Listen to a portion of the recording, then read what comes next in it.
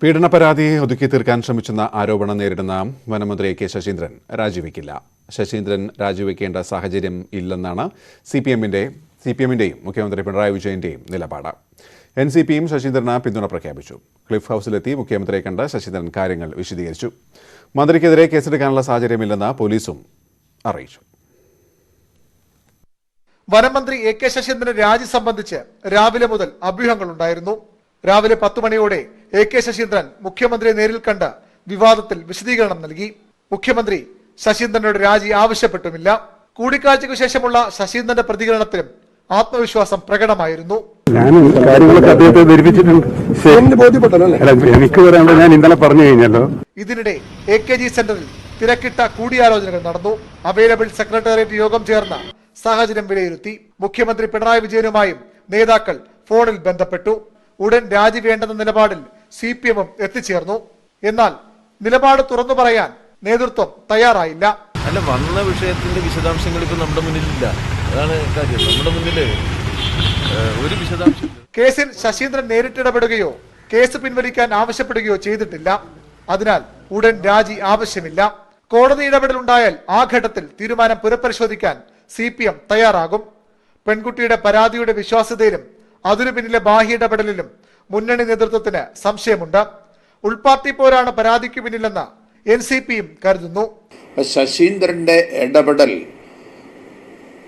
അദ്ദേഹത്തിന്റെ ഔദ്യോഗിക സ്ഥാനം ദുരുപയോഗപ്പെടുത്തിയോ ശശീന്ദ്രന്റെ ഇടപെടൽ തെറ്റായ രൂപത്തിലായിരുന്നു എന്നുള്ളത് ശശീന്ദ്രൻ തന്നെ വിശദീകരിച്ചിട്ടുണ്ട്. അതിനപ്പുറം അതേക്കുറിച്ച് ഞാനൊന്നും പറയുന്നില്ല. സംഘടനയ്ക്ക് ദുഷ്പേരുണ്ടാക്കിയ നടപടി ആരുടെയെങ്കിലും ഭാഗത്തുനിന്ന് ഉണ്ടായിട്ടുണ്ട് എന്ന് ബോധ്യപ്പെട്ടാൽ അവരുടെ പേരിൽ അടിയന്തരമായ നടപടിയെടുക്കാൻ സംഘടനയുടെ ചാർജുള്ള സെക്രട്ടറി KR രാജനോട് ഞാൻ ചുമതലപ്പെടുത്തിയിട്ടുണ്ട്. 2 പരാതികളാണ് ശശീന്ദ്രനെതിരെ പോലീസിന് ലഭിച്ചത്. ഇപ്പോൾ പുറത്തുവന്ന ശബ്ദശകലത്തിന്റെ പേരിൽ മാത്രം മന്ത്രിക്കെതിരെ കേസെടുക്കാനാകില്ലെന്നാണ് പോലീസിന്റെ പ്രാഥമിക വിലയിരുത്തൽ. അതേസമയം നിയമസഭയിൽ ശക്തമായ പ്രതിഷേധത്തിന് പ്രതിപക്ഷം തയ്യാറെടുക്കുന്നുണ്ട്. മറുപടി പറയാൻ ഒരുങ്ങിയാകും സർക്കാരും നാളെ സഭയിലെത്തുക. ന്യൂസ് 18 തിരുവനന്തപുരം. മുഖ്യമന്ത്രിക്കെതിരെ കുണ്ടറ പീഡന കേസിലെ പരാതിക്കാരി മുഖ്യമന്ത്രിയുടെ നിലപാടിൽ കടുത്ത വേദനയുണ്ടെന്നും നിയമപോരാട്ടം നടത്തുമെന്നും പെൺകുട്ടി വ്യക്തമാക്കി. അതേസമയം NCP അന്വേഷണ കമ്മീഷൻ പരാതിക്കാരിയുടെ അച്ഛനിൽ നിന്ന് വിവരങ്ങൾ ശേഖരിച്ചു. മുഖ്യമന്ത്രിയുടെ നിലപാടിൽ എനിക്ക് ശരിക്കും പറഞ്ഞാൽ വിഷമമുണ്ട്. കാര്യം ഞാൻ ഇപ്പോൾ വരെയും പ്രതീക്ഷിച്ചിരുന്നത് മുഖ്യമന്ത്രി നല്ലൊരു നിലപാടെടുക്കും. ഈ ഒരു കാര്യത്തിൽ മന്ത്രിയുടെ ഇൻവോൾവ്മെന്റ് ശരിക്കും വ്യക്തമാണ്. മന്ത്രിയുടെ വോയിസിൽ നിന്ന് അത് വ്യക്തമാണ്. മന്ത്രിയുടെ സ്ഥാനത്തിരുന്ന് ചെയ്യാൻ പറ്റിയ ഒരു കാര്യമോ പ്രവൃത്തിയോ അല്ല പറഞ്ഞത്. മന്ത്രിക്കെതിരെ നടപടി ഉണ്ടാകില്ലെന്ന് ഉറപ്പായതോടെയായിരുന്നു മുഖ്യമന്ത്രിക്കെതിരെ പരാതിക്കാരി തുറന്നടിച്ചത്. പീഡന പരാതിയിൽ FIR രജിസ്റ്റർ ചെയ്തെങ്കിലും പ്രതി G പത്മാകരന്റെ അറസ്റ്റ് ഉടനുണ്ടാകില്ലെന്നാണ് സൂചന. കേസിനാസ്പദമായ സംഭവം നടന്ന് മാസങ്ങൾ പിന്നിട്ടതിനാൽ ലഭിക്കുന്ന തെളിവുകളെങ്കിലും ശേഖരിക്കാനുള്ള ശ്രമമാണ് പോലീസ് നടത്തുന്നത്. അപ്പോഴും അന്വേഷണത്തിൽ കാലതാമസം വരുത്തിയ പോലീസ് നടപടി കടുത്ത വിമർശനത്തിന് ഇടയാക്കുന്നു. രാഷ്ട്രീയ സമ്മർദ്ദമുണ്ടായാൽ ഉടൻ അറസ്റ്റുണ്ടാകും. NCP അന്വേഷണ കമ്മീഷൻ പരാതിക്കാരിയുടെ അച്ഛനിൽ നിന്ന് വിവരങ്ങൾ ശേഖരിച്ചു. എന്നാൽ BJP പ്രവർത്തക ആയതിനാൽ പരാതിക്കാരി NCP അന്വേഷണ സംഘത്തോട് സഹകരിച്ചില്ല. ഞാൻ നേരത്തെ തന്നെ അദ്ദേഹവുമായിട്ട് ഈ വിഷയം ഫോണിലൊക്കെ സംസാരിച്ചിട്ടുള്ള, പക്ഷേ നേരിട്ട് അദ്ദേഹത്തിൻ്റെ വിവരങ്ങളൊന്ന് അറിയാൻ വേണ്ടിയാണ് വന്നത്. അദ്ദേഹത്തിന് പറയാനുള്ള കാര്യങ്ങളെല്ലാം അദ്ദേഹം പറഞ്ഞു. ഈ കാര്യം ഞാൻ സംസ്ഥാന പ്രസിഡന്റിനെ ധരിപ്പിക്കാം. മന്ത്രിയുടെ രാജി ആവശ്യപ്പെട്ട് കുണ്ടറ പോലീസ് സ്റ്റേഷനിലേക്ക് യുവമോർച്ച പ്രവർത്തകർ നടത്തിയ മാർച്ച് സംഘർഷത്തിൽ കലാശിച്ചു.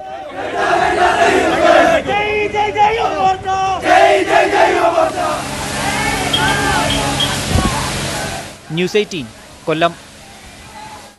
ശശീന്ദ്രൻ മന്ത്രിസ്ഥാനം രാജിവെച്ചില്ലെങ്കിൽ വഴിയിലിറങ്ങാൻ അനുവദിക്കില്ല എന്ന് യുവമോർച്ച. രാജിവെച്ച പുറത്തു പോകാനുള്ള മര്യാദ കാണിക്കണം. മന്ത്രി നിയമസഭയിലുണ്ടെങ്കിൽ സഭ തടസ്സപ്പെടുത്തുമെന്നും യുവമോർച്ച സംസ്ഥാന പ്രസിഡന്റ് പ്രഫുൽ കൃഷ്ണൻ പറഞ്ഞു. കെ ശശീന്ദ്രൻ രാജിവെക്കുന്നില്ലെങ്കിൽ നാളെ നിയമസഭാ സമ്മേളനം തുടങ്ങുകയാണ്. നിയമസഭാ സമ്മേളനത്തിൽ ഈ മന്ത്രിയെ ഇരുത്തിക്കൊണ്ട് സമ്മേളനം നടത്താൻ യുവമോർച്ച സമ്മതിക്കില്ല. നാളെ തിരുവനന്തപുരത്ത് നിയമസഭാ സമ്മേളനം നടക്കുമ്പോൾ നിയമസഭയിലേക്ക് യുവമോർച്ച ശക്തമായിട്ടുള്ള പ്രതിഷേധം സംഘടിപ്പിക്കാൻ വേണ്ടി പോവുകയാണ്. ഇത്തരത്തിലുള്ള ഒരു മന്ത്രി, ആ മന്ത്രി സ്വമേധയാ രാജിവെക്കുന്നില്ലെങ്കിൽ മുഖ്യമന്ത്രി അങ്ങ് ചെയ്യേണ്ടത് ആ മന്ത്രിയുടെ രാജി ആവശ്യപ്പെടണം.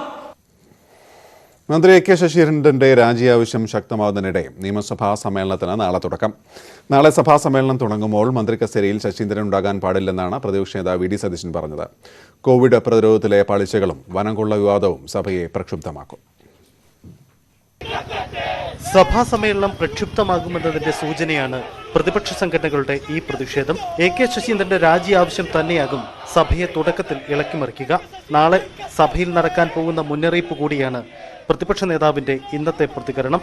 സത്യസന്ധമായി നടക്കേണ്ട ഒരു കേസന്വേഷണത്തിൽ നിന്ന് പരാതിക്കാരിയെ തന്റെ രാഷ്ട്രീയ സ്വാധീനം ഉപയോഗിച്ച്, തന്റെ ഔദ്യോഗിക പദവി ഉപയോഗിച്ചുകൊണ്ട്, മന്ത്രി പദവി ഉപയോഗിച്ചുകൊണ്ട് അതിൽ നിന്ന് പിന്മാറാൻ വേണ്ടി പ്രേരിപ്പിച്ചിരിക്കുകയാണ്. ബഹുമാനപ്പെട്ട മുഖ്യമന്ത്രി ഈ മന്ത്രിയെ മന്ത്രിസഭയിൽ നിന്ന് പുറത്താക്കണം എന്ന് ഞങ്ങൾ ആവശ്യപ്പെടും.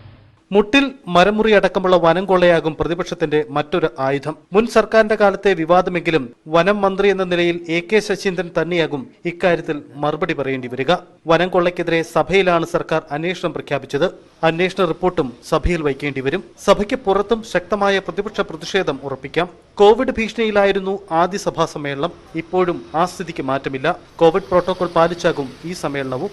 കോവിഡ് മാനദണ്ഡങ്ങൾ കർശനമായി പാലിക്കും. അതിനുള്ള ക്രമീകരണങ്ങളെല്ലാം, നിലവിലുള്ള ക്രമീകരണങ്ങളെല്ലാം തുടരും. ന്യൂനപക്ഷ സ്കോളർഷിപ്പുമായി ബന്ധപ്പെട്ട വിവാദമാണ് സർക്കാരിനെ കാത്തിരിക്കുന്ന മറ്റൊരു തലവേദന. എന്നാൽ ഇക്കാര്യത്തിൽ UDF-ലും രണ്ടഭിപ്രായമുണ്ടെന്നത് സർക്കാരിന് ആശ്വാസമാണ്. V.D. സതീശന്റെ ആദ്യ അഭിപ്രായ പ്രകടനം ഉയർത്തിക്കാട്ടിയാവും സർക്കാരിന്റെ പ്രതിരോധം. കിറ്റക്സ് വിവാദത്തിന്റെ പശ്ചാത്തലത്തിൽ സർക്കാരിന്റെ വ്യവസായ നയവും സഭയിൽ ചൂടേറിയ ചർച്ചയാവും. ന്യൂസ് 18 തിരുവനന്തപുരം.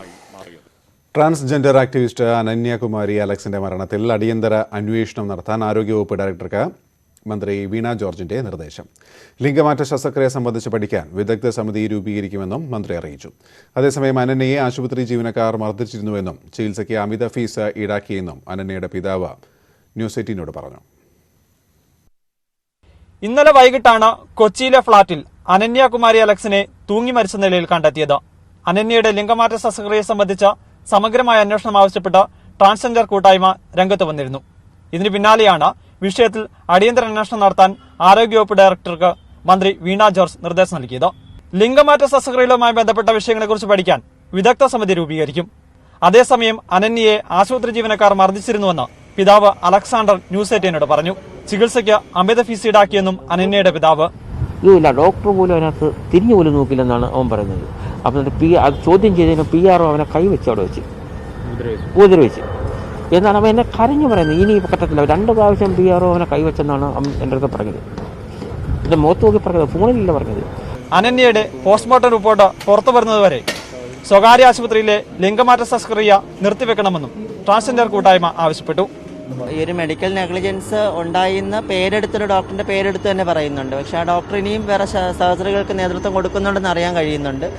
അവിടെ നടക്കുന്ന SRS പോലെയുള്ള സർജറികൾ നിലവിൽ ഇപ്പോൾ ഹോൾഡ് ചെയ്യണം. അനന്യയുടെ ഇടപ്പള്ളിയിലെ ഫ്ളാറ്റിലെത്തി പോലീസും ഫോറൻസിക് സംഘവും തെളിവെടുത്തു. അനന്യയുടെ ഫ്ളാറ്റിൽ താമസിച്ചിരുന്നവരിൽ നിന്നും പോലീസ് മൊഴിയെടുത്തു. ന്യൂസ് 18 കൊച്ചി. ട്രാൻസ്ജെൻഡർ ആക്ടിവിസ്റ്റ് അനന്യയുടെ പോസ്റ്റ്മോർട്ടത്തിന് മെഡിക്കൽ സംഘം രൂപീകരിച്ചു. കളമശ്ശേരി മെഡിക്കൽ കോളേജിലെ ഫോറൻസിക് വിഭാഗം മേധാവി അംഗങ്ങളെ തീരുമാനിക്കും. പ്രത്യേക സംഘം പോസ്റ്റ്മോർട്ടം നടത്തണമെന്നാണ് അനന്യയുടെ കുടുംബം ആവശ്യപ്പെട്ടിരുന്നത്. സിജോ വി ജോണാണ് ചേരുന്നത്. സിജോ, എന്തൊക്കെയാണ് ഇപ്പോഴത്തെ നടപടികൾ? ഗോപി, നേരത്തെ തന്നെ അനന്യയുടെ കുടുംബവും അതോടൊപ്പം തന്നെ ട്രാൻസ്ജെൻഡേഴ്സ് കൂട്ടായ്മയും അനന്യയുടെ പോസ്റ്റ്മോർട്ടം ഒരു പ്രത്യേക മെഡിക്കൽ സംഘത്തെ കൊണ്ട് നടത്തണമെന്ന് ആവശ്യപ്പെട്ടിരുന്നു. കാരണം ഈ ചികിത്സ ഉൾപ്പെടെയുള്ള കാര്യങ്ങളിൽ കൃത്യമായ വിവരങ്ങൾ ലഭ്യമാവണമെങ്കിൽ മെഡിക്കൽ ടീമിന്റെ പരിശോധന വേണമെന്നാണ് അവർ ഉന്നയിച്ചിരുന്ന ഒരു പ്രധാന ആവശ്യം. ഈ ആവശ്യം അംഗീകരിച്ചുകൊണ്ട് തന്നെയാണ് ഇപ്പോൾ ഇത്തരത്തിലുള്ള ഒരു തീരുമാനത്തിലേക്ക് പോലീസ് വന്നിരിക്കുന്നത്. കളമശ്ശേരി മെഡിക്കൽ കോളേജിലെ ഫോറൻസിക് വിഭാഗം മേധാവിയായിരിക്കും ഈ ടീമിന് നേതൃത്വം നൽകുക. ഈ ടീമിൽ ആരൊക്കെ ആവും അംഗങ്ങൾ എന്നത് സംബന്ധിച്ച് അദ്ദേഹമാണ് തീരുമാനമെടുക്കുക.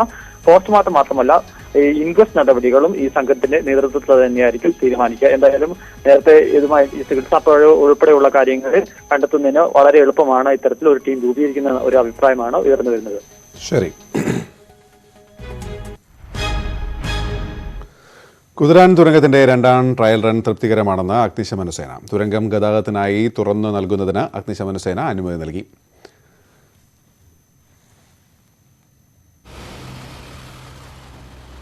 സുവി ചേരുന്നു. സുവി, എന്തൊക്കെയാണ് വിവരങ്ങൾ? ഗോപി, ഏറെ നാളായുള്ള കാത്തിരിപ്പിന് വിരാമമായിക്കൊണ്ട് ഇന്ന് അഗ്നിസുരക്ഷാ സേനയുടെ അനുമതി ഇപ്പോൾ കുതിരാൻ തുരങ്കത്തിന് ലഭിച്ചിരിക്കുകയാണ്. ഇന്ന് ഒരു ട്രയൽ റൺ ഉണ്ടായിരുന്നു. ഈ ട്രയൽ റൺ പരിശോധനയും വിജയിച്ചതിനെ തുടർന്നാണ് കുതിരാൻ തുരങ്കത്തിന് അനുമതി നൽകാൻ, ഫിറ്റ്നസ് സർട്ടിഫിക്കറ്റ് നൽകാൻ ഇപ്പോൾ തീരുമാനിച്ചിരിക്കുന്നത്. 20 ഇടങ്ങളിലായി ഈ അഗ്നിരക്ഷാ സേന തീ അണയ്ക്കുന്നതിനുള്ള സംവിധാനങ്ങൾ തുരങ്കത്തിനകത്ത് ഏർപ്പെടുത്തിയിട്ടുണ്ട്. ഇനി 25-ാം തീയതി ട്രയൽ വാഹനങ്ങൾ ഓടിച്ചുകൊണ്ടുള്ള പരീക്ഷണം നടക്കും. അതിനുശേഷം ഓഗസ്റ്റ് 1-ാം തീയതിയാണ് ഒരു തുരങ്കം തുറന്നു നൽകുക. ഒരു തുരങ്കത്തിന്റെ നിർമ്മാണ ജോലികളാണ് ഇപ്പോൾ ഏതാണ്ട് പൂർത്തിയായിരിക്കുന്നു എന്ന് നമുക്ക് പറയാൻ സാധിക്കുന്നത്. വർഷങ്ങൾ നീണ്ട കാത്തിരിപ്പിന് ശേഷം പൊതുമരാമത്ത് മന്ത്രിയായ മുഹമ്മദ് റിയാസിന്റെ ഇടപെടലിനെ തുടർന്നാണ് ഈ 3 മാസം കൊണ്ടാണ് ഇപ്പോൾ കുതിരാൻ തുരങ്കത്തിന്റെ ഒരു തുരങ്കത്തിന്റെ പണി പൂർത്തിയാക്കിയിരിക്കുന്നത്. ഏതായാലും ഇനി അടുത്ത തുരങ്കം അതും പെട്ടെന്ന് തന്നെ ആളുകൾക്ക് തുറന്നു കൊടുക്കാൻ സാധിക്കും എന്നാണ് മന്ത്രി കഴിഞ്ഞ ദിവസം കൂടെ ഇവിടെ എത്തിയപ്പോൾ പറയുകയുണ്ടായത്. ഏതായാലും ഏറെ നാളുകൾ നീണ്ട കാത്തിരിപ്പിന് ശേഷം കുതിരാൻ തുരങ്കത്തിന് ഫിറ്റ്നസ് സർട്ടിഫിക്കറ്റ് നൽകിയിരിക്കുന്നു. 25-ാം തീയതി വാഹനങ്ങളുടെ പരീക്ഷണ ട്രയൽ നടക്കും. വാഹനങ്ങൾ ഓടിച്ചുകൊണ്ടുള്ള ട്രയൽ നടക്കും. ശേഷം ഓഗസ്റ്റ് 1-ാം തീയതി തന്നെ കാലാവസ്ഥ അനുകൂലമാണെങ്കിൽ കുതിരാൻ തുരങ്കം തുറക്കുന്നത്. ശരി സുനി. തൃശൂർ കരുവന്നൂർ സഹകരണ ബാങ്കിലേത് ഗുരുതര ക്രമക്കേടെന്ന ജോയിന്റ് രജിസ്ട്രാറുടെ റിപ്പോർട്ട്. സഹകരണ രജിസ്ട്രാർക്കാണ് റിപ്പോർട്ട് സമർപ്പിച്ചത്. കുറ്റക്കാർക്കെതിരെ കർശന നടപടിയുണ്ടാകുമെന്ന് സഹകരണ മന്ത്രി VN വാസവൻ പറഞ്ഞു. കരുവന്നൂർ സഹകരണ ബാങ്കിലെ വായ്പാ തട്ടിപ്പ് സംബന്ധിച്ച് അടിയന്തര റിപ്പോർട്ട് സമർപ്പിക്കാൻ സഹകരണ രജിസ്ട്രാർ നിർദ്ദേശിച്ചിരുന്നു. ഇതിന്റെ അടിസ്ഥാനത്തിലാണ് ജോയിന്റ് രജിസ്ട്രാറുടെ റിപ്പോർട്ട്. ബാങ്കിൽ 6 വർഷമായി ഗുരുതര ക്രമക്കേടാണ് നടക്കുന്നതെന്നതാണ് റിപ്പോർട്ടിന്റെ ഉള്ളടക്കം. ഭരണസമിതി അംഗങ്ങൾക്കും ബാങ്കിലെ മുതിർന്ന ജീവനക്കാർക്കും തട്ടിപ്പിൽ പങ്കുണ്ട്. ഓരോ വ്യക്തിയുടെയും പങ്ക് സംബന്ധിച്ച് 3 അംഗ ഉദ്യോഗസ്ഥ സംഘം പരിശോധിക്കുകയാണെന്നും റിപ്പോർട്ടിൽ വിശദീകരിക്കുന്നു. കുറ്റക്കാർക്കെതിരെ ഒരാഴ്ചയ്ക്കുള്ളിൽ നടപടിയുണ്ടാകുമെന്ന് സഹകരണ രജിസ്ട്രാർ വ്യക്തമാക്കുന്നു. അതേസമയം തട്ടിപ്പിൽ കുറ്റക്കാർക്കെതിരെ കർശന നടപടിയുണ്ടാകുമെന്ന് മന്ത്രി VN വാസവൻ പ്രതികരിച്ചു. കൃത്യമായി ആ കാര്യത്തിൽ എന്ത് വിഷമുണ്ടെങ്കിലും ഒരാളെയും സംരക്ഷിക്കുക, കൃത്യമായ നടപടിയെടുക്കുക. ആരാണ് കുറ്റക്കാർ അവരെ നിയമത്തിന് കൊണ്ടുവരും. എല്ലാ നടപടിയും സ്വീകരിക്കും. വായ്പാ തട്ടിപ്പ് നടന്ന സഹകരണ ബാങ്കിൽ നിന്ന് പണം പിൻവലിക്കാനുള്ള നെട്ടോട്ടത്തിലാണ് നിക്ഷേപകർ. നിക്ഷേപമോ പലിശയോ തിരികെ നൽകാൻ ബാങ്കിന് സാധിക്കുന്നില്ല. ആകെയുണ്ടായിരുന്ന സമ്പാദ്യം സ്ഥിര നിക്ഷേപമായി ബാങ്കിലിട്ട് പലിശ കൊണ്ട് മരുന്നും മറ്റു ചെലവുകളും നടത്തിയിരുന്ന വയോധികരുടെ ദുരിതം പറഞ്ഞാൽ തീരില്ല. അവർക്ക് 3 ലക്ഷം തുച്ഛമോളെ, വീടും കൂടില്ലാത്ത ഞങ്ങൾക്ക് അതൊക്കെ വലിയൊരു സംഖ്യ. അതും ഓരോരുത്തരും സഹായിച്ചു തന്നിട്ടുള്ള വൈഫിന്റെ അച്ഛൻ അവരുടെ പേരിൽ ഡെപ്പോസിറ്റ് ചെയ്തിരുന്നതാണ്. അവരുടെ കാലശേഷം അവർക്ക് ഉപജീവനത്തിന് വേണ്ടിയിട്ട് അതിന്റെ പലിശ എടുത്തിട്ടാണ് അവർ ഉപജീവനം കഴിഞ്ഞു വരുന്നത്. ഇപ്പൊ അതാണ് വഴിമുട്ടി നിൽക്കുന്നത്. വായ്പാ തട്ടിപ്പ് വിവരം പുറത്തുവന്നതോടെ നിക്ഷേപകർ കൂട്ടത്തോടെ ബാങ്കിലെത്തി പണം ആവശ്യപ്പെടുകയാണ്. 10,000 രൂപ വീതം നൽകി ആളുകളെ മടക്കി അയക്കുകയാണ് ജീവനക്കാർ. ന്യൂസ് 18 തൃശൂർ. സുൽത്താൻ ബത്തേരിയിൽ സ്ഥാനാർത്ഥിയാവാൻ CK ജാനുവിന് കോഴ നൽകിയെന്ന കേസിൽ BJP വയനാട് ജില്ലാ പ്രസിഡന്റ് സജി ശങ്കറിനെ ചോദ്യം ചെയ്തു. ക്രൈംബ്രാഞ്ച് സംഘമാണ് ചോദ്യം ചെയ്തത്. അന്വേഷണത്തോടെ ഏതറ്റം വരെയും സഹകരിക്കുമെന്നും JRP നേതാവ് പ്രസീദ് അഴീക്കോട്ടിന്റെ ഉദ്ദേശം വിവാദത്തിലൂടെ രാഷ്ട്രീയ മൈലേജ് ഉണ്ടാക്കുക എന്നതാണെന്നും ചോദ്യം ചെയ്യലിന് ശേഷം സജി ശങ്കർ പ്രതികരിച്ചു. ജില്ലയിലെ നേതാക്കളുടെ രാജിയും മാറ്റിനിർത്തലും സംഘടനയുടെ ആഭ്യന്തര പ്രശ്നമാണെന്നും അദ്ദേഹം പറഞ്ഞു. അല്ല, പ്രസീതിയുടെ പൊളിറ്റിക്കൽ മൈലേജ് ഉണ്ടാക്കുക എന്നുള്ളതാണ്. പ്രസീതിയുടെ പുറകിലുള്ള ഒരു പൊളിറ്റിക്സ് ഉണ്ടതുണ്ട്.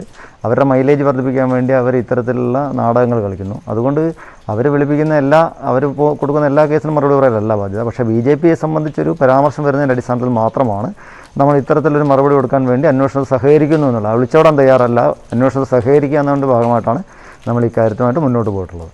പാർട്ടി രാജിവെച്ചതും അല്ലെങ്കിൽ അത്തരത്തിൽ മാറ്റിനിർത്തപ്പെട്ടു എന്നൊക്കെ പറയുന്ന സാധനം അത് പാർട്ടിയുടെ ആഭ്യന്തരമായിട്ടുള്ള സംഘടനാപരമായിട്ടുള്ള വിഷയമാണ്. ഇതുമായിട്ട് ബന്ധപ്പെടുത്തിക്കൊണ്ടോ അല്ലെങ്കിൽ പ്രസീതയുടെ പരാതിയുടെ അടിസ്ഥാനത്തിലൊന്നല്ല. അതൊക്കെ സംഘടനാപരമായിട്ടുള്ള കാര്യമാണ്. സംഘടന ചർച്ച ചെയ്ത് അതിനൊക്കെ പരിഹാരം ഉണ്ടാക്കാനും പാർട്ടിക്ക് സാധിക്കുന്ന കാര്യമാണ്. ഇടവേള.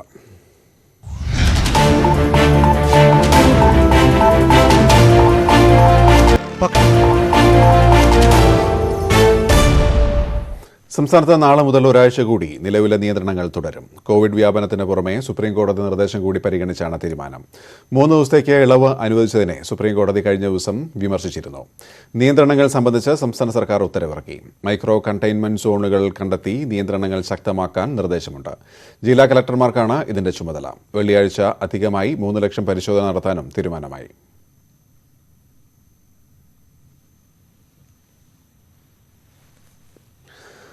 കോവിഡ് വാക്സിനേഷന്റെ സന്ദേശം രാജ്യത്തിന് പകർന്ന നെറ്റ്വർക്ക് 18-ഉം ഫെഡറൽ ബാങ്കും ചേർന്ന് സംഘടിപ്പിക്കുന്ന സഞ്ജീവനി ഗാഡി പ്രയാണം തുടരുകയാണ്. 5 സംസ്ഥാനങ്ങളിലൂടെയാണ് സഞ്ജീവനി ഗാഡിയുടെ പ്രയാണം. ഇതുവരെ 438 ഗ്രാമങ്ങളിലൂടെ 2,20,450 പേരിലേക്കാണ് വാക്സിനേഷൻ സന്ദേശവുമായി സഞ്ജീവനി ഗാഡി എത്തിയത്.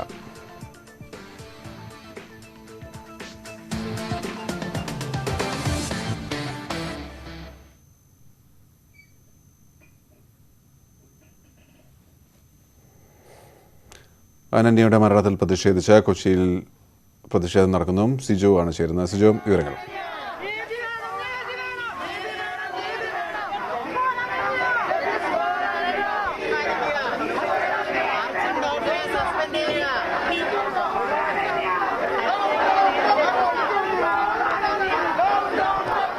അനന്യയുടെ മരണത്തിൽ പ്രതിഷേധിച്ചാണ് ഇപ്പോൾ ഈ പ്രതിഷേധ പ്രകടനം നടക്കുന്നത്. സിജു ആണ് ചേരുന്നത്. സിജു, വിശദാംശങ്ങൾ.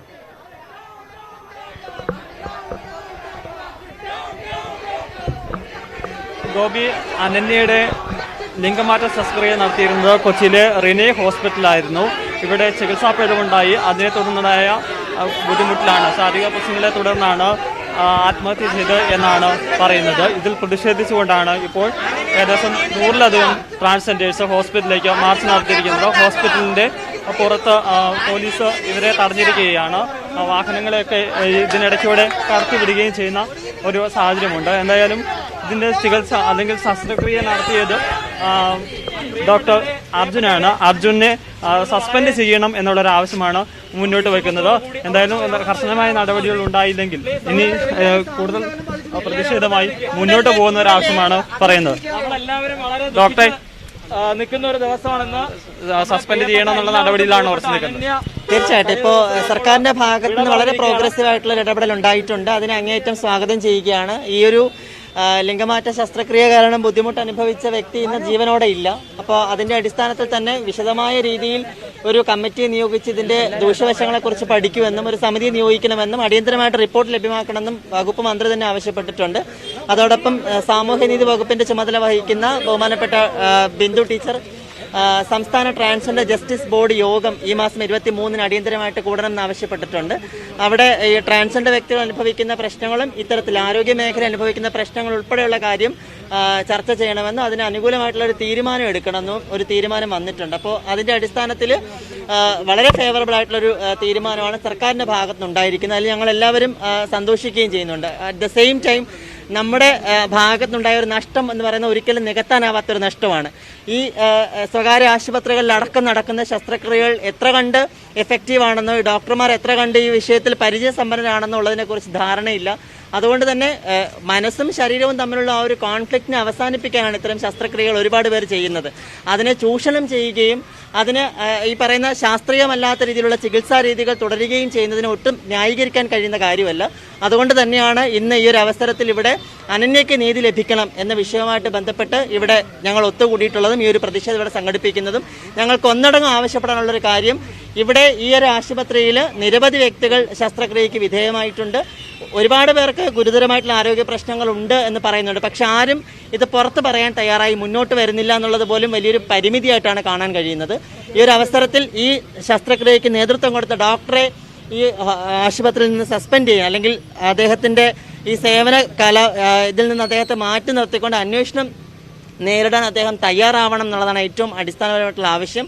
അന്നയുടെ ബോഡി പോസ്റ്റ്മോർട്ടം ചെയ്തതിന് ശേഷം ഈ പറയുന്നൊരു മെഡിക്കൽ നെഗ്ലിജൻസ് എത്രത്തോളം ആണ് എന്നുള്ളതിനെക്കുറിച്ച് കൃത്യമായ ധാരണ ഉണ്ട് എങ്കിൽ അത് കൃത്യമായി തന്നെ അനലൈസ് ചെയ്തുകൊണ്ട് ഇദ്ദേഹത്തിനെതിരെ നിയമ നടപടി സ്വീകരിക്കണം എന്നുള്ളതാണ് കേരളത്തിലെ ട്രാൻസ്ജെൻഡർ വ്യക്തികൾ ഒന്നടങ്കം ആവശ്യപ്പെടുന്നൊരു കാര്യം.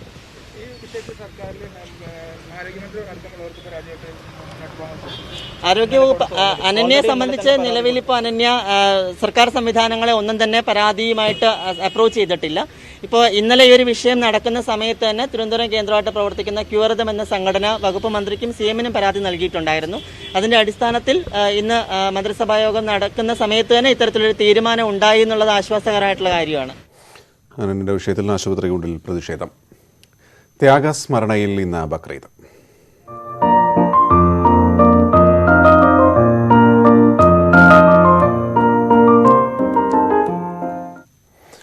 ത്യാഗനിർഭരമായ ഓർമ്മകളുമായി വിശ്വാസികൾ ഇന്ന് ബലിപെരുന്നാൾ ആഘോഷിക്കുന്നു. കോവിഡ് സാഹചര്യത്തിൽ നിയന്ത്രണങ്ങളോടെ പള്ളികളിൽ 40 പേർക്ക് നമസ്കാരത്തിൽ പങ്കെടുക്കാനുള്ള അനുമതിയായിരുന്നു ലഭിച്ചത്. ഗൾഫ് നാടുകളിൽ ഇന്നലെയായിരുന്നു പെരുന്നാൾ ആഘോഷം.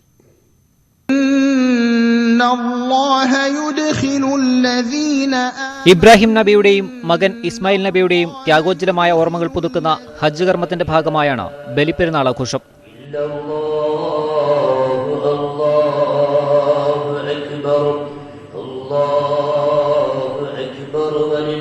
ഒരു വാക്സിനെങ്കിലും എടുത്ത 40 പേരെ പങ്കെടുപ്പിച്ചായിരുന്നു പള്ളികളിലെ പെരുന്നാൾ നിസ്കാരം. സർക്കാർ നിർദ്ദേശങ്ങൾ പൂർണ്ണമായി പാലിച്ചു മാത്രമേ പെരുന്നാൾ ആഘോഷങ്ങൾ പാടുള്ളൂവെന്ന് മതനേതാക്കൾ നിർദ്ദേശം നൽകിയിരുന്നു. തിരുവനന്തപുരം പാളയം പള്ളിയിൽ VP സുഹൈബ് മൗലവി നേതൃത്വം നൽകി. ന്യൂനപക്ഷ സ്കോളർഷിപ്പിന്റെ പേരിൽ സൗഹാർദ്ദം തകർക്കരുതെന്ന് അദ്ദേഹം പറഞ്ഞു.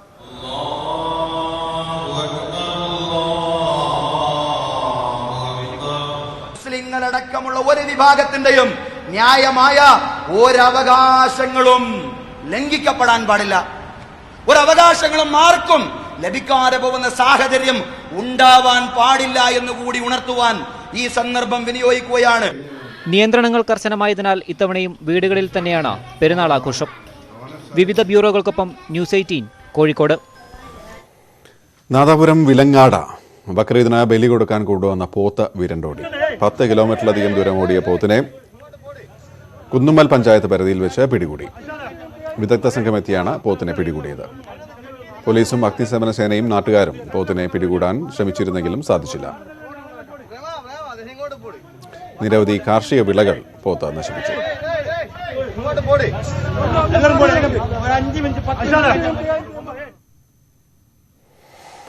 18 കോടിയുടെ മരുന്നിന് കാത്തിരിക്കാതെ ഇമ്രാൻ വിട ചൊല്ലി. സ്പൈനൽ മസ്കുലർ അട്രോഫി ബാധിച്ച ചികിത്സയിലായിരുന്ന മങ്കട വലമ്പൂരിലെ ഇമ്രാൻ മരിച്ചു. 6 മാസമായിരുന്നു പ്രായം. കോഴിക്കോട് മാതൃശിശു സംരക്ഷണ കേന്ദ്രത്തിൽ ചികിത്സയിലിരിക്കെയാണ് മരണം. പ്രാർത്ഥനകളും പ്രവർത്തനങ്ങളും ഫലപ്രാപ്തിയിലെത്തുന്നത് കാണാൻ കുഞ്ഞു ഇമ്രാൻ ഇനിയില്ല.